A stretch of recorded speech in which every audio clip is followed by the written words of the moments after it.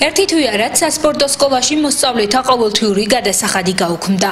ამის მიზეზი ბორჯომის მუნიციპალიტეტის გამგეობის ახალი ინიციატივაა, რომლის მიხედვითაც მოსწავლეების ყოველთვიურ გადასახადს გამგეობა სრულად აანაზღაურებს.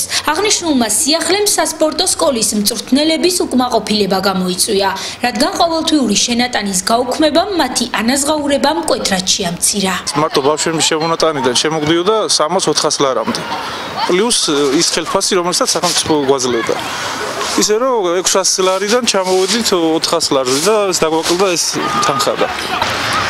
სავარაუდოდ გავზარალდით ორი მწვრთნელი. მე და დათო ვარდიაშვილი.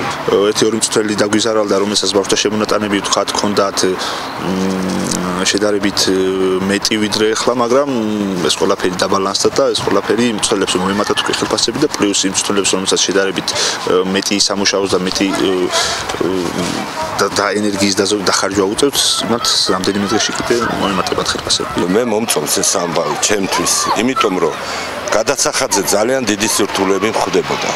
ეხლა როდადის ადამიანი წაღვრიდან, ცემიდან, ბაკურიანიდან, საკირიდან და ეს გზაში ფული უჯდებოდა და ამიტომ გადასახადზე სუბრძოლა მქონდა.